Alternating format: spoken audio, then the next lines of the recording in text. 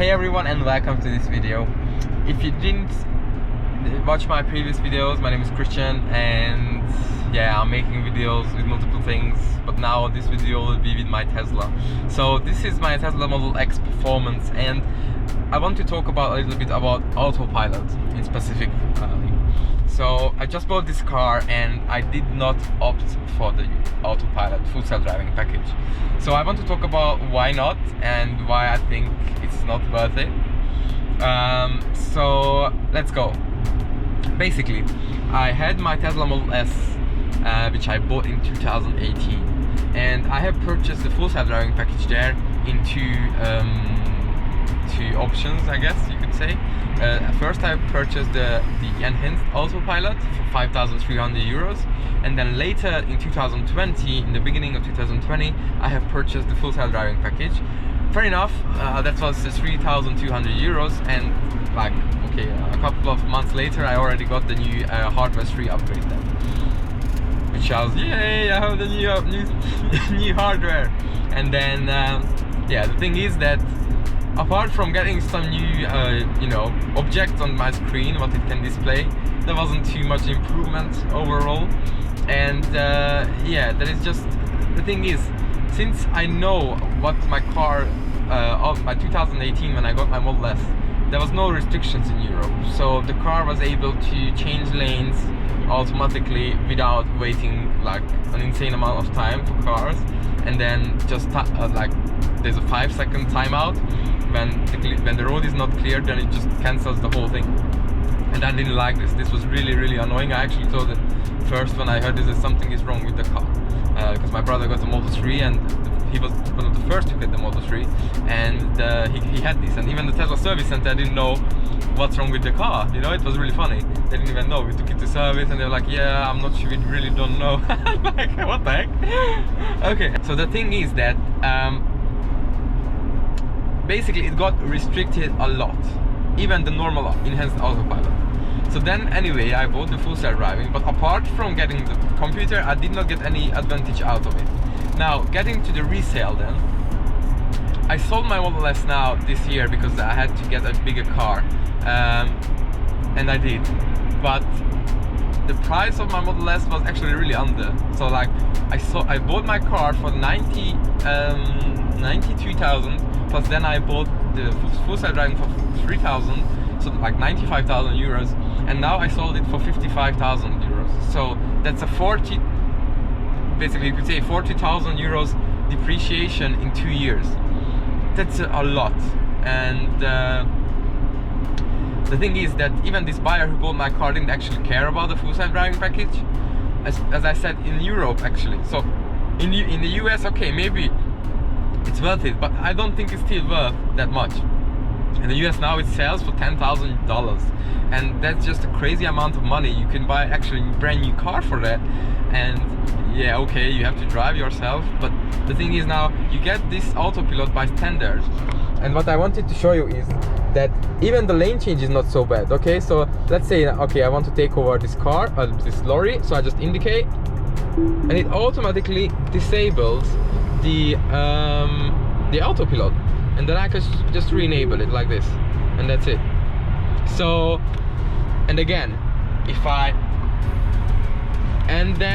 so let's say I want to come off here, then again I will just indicate, and right away it's disabled. So it's not like I have to press the accelerator, or sorry, the brake or something to disable the autopilot.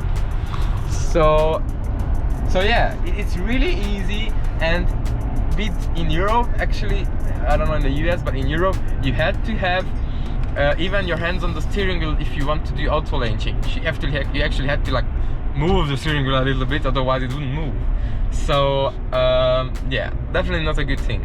So the reason is, what I'm saying is not worth to get now the package, I don't think you should get it, is because the subscription is coming up, and I think it's not gonna be as many people say, because loads of people say in forums that okay, yeah, it's gonna be about maybe 150, 200 euros or so per month, and I think that's crazy and that's ridiculous. That's not gonna be true, because if that's gonna be true, then I don't think many people would subscribe. And now on Twitter I was tweeting, there was one guy who tweeted at me because they were talking about this and about $200, and I was, I replied to them that, you know what, no, I don't think it's gonna cost more than like 60 euros per month. The thing is, I don't know, but at least I think it should not cost more than $60, 60 euros or whatever. But even then it's too much. And they were like, what are you talking about? You clearly don't know what Tesla owners want and blah blah blah blah blah. Well, I don't know, I'm a Tesla owner and I had my full self-driving package paid and I love this functionality, and that's why I bought my Tesla in the first place. But the thing is, you have autopilot by standard, and is it really worth that much more money for you? 200, let's say 200 euros just for your car to really drive you around in the US, and in Europe nothing, actually, not yet. Anyway, so yeah, I think not. The thing is, okay, maybe some people would pay it, but then they would cancel it after like 1 month or whatever, because 200 euros or dollars is not an amount, at least for most people, I think, which they can just subscribe and forget about it. Like my Netflix. I have Netflix, I have Disney Plus, I have, oh my god, I don't know what I have Apple Music, I have everything. So the thing is, those amounts are really, it's like an amount which you don't notice on a monthly basis, okay? And so imagine this, they say, okay, you know, why do you think this is expensive? Okay, then what about Netflix, just to compare? Imagine that before Netflix there was only cinema. So then Netflix came around and said, hey, here's loads of movies here, you can watch all of them, and for example, even now, so they make loads of new movies, and these movies, even, you know, in a cinema you would have paid 10 euros or what, or even 14 some places per ticket to watch this movie, okay? And now you can watch hundreds of movies, or maybe, okay, thousands of movies for 10 euros are paid for Netflix per month, okay? That's crazy. And then what? And then, like, what about if Netflix was 200 euros? Because why not? You could, in cinema you only watch 20 movies for the 200 euros, and if you had two of you, because usually that you wouldn't go alone, then you would only watch 10 movies for 200 euros. So why not? But even 100 euros for Netflix, would you pay 100 euros for Netflix? I don't think you would. I wouldn't, for definitely not. So I think this is gonna be the same story, at least I really hope so, because if it would be really, you know, in a considerable, you know, amount, then I would subscribe, and I would also just leave it as subscribe. But if it was really expensive, even if it was 100 euros, I would not subscribe. I maybe would only subscribe to it like temporarily, if I really need to go to like an extremely long journey, whatever, like I'm going to Italy or some, you know, like 1,500, 2,000 kilometers long journeys, then I would subscribe. And then, well, yeah, my car can drive me and I can just relax completely. But the other thing is, yeah, autopilot, it works now for free, and it keeps you in lane. And currently autopilot even works on these, you know, windy roads, so it's like lots of corners and turns and whatever, and it works perfectly without paying this huge amount of money. And so the only reason why you should, yeah, so that's my opinion, guys. But I really want to know, what do you guys think? Do all of you also think that, you know, I'm crazy, and you guys, you pay this 200 or 150 dollars or euros or whatever your currency is? Would you do it, and would you subscribe for it permanently and never cancel it, like what I did with, I don't know, when I subscribed to Netflix? Again, sorry if I'm using Netflix all the time, but as a comparison, but I think that's a good comparison with the cinema and the Netflix, if you think about it. And I think it's gonna be the same with driving, self-driving, and yeah, I think so, on my opinion. But yeah, alright guys, so let me know again what you think about this, because this topic is really interesting to me. And also let me know in the comment below how much you would pay on a monthly basis,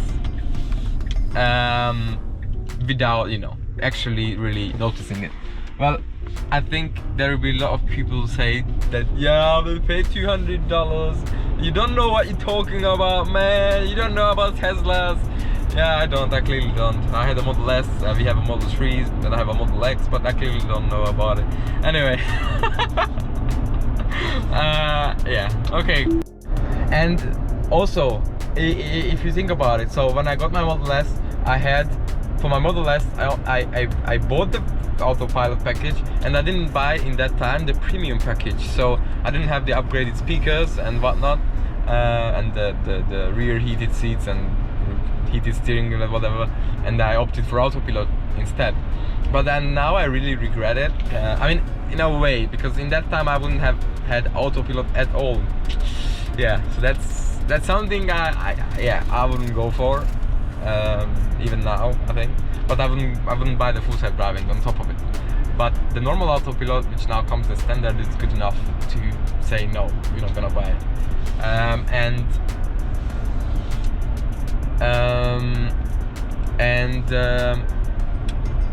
The thing is, so now with my Model X, I have everything.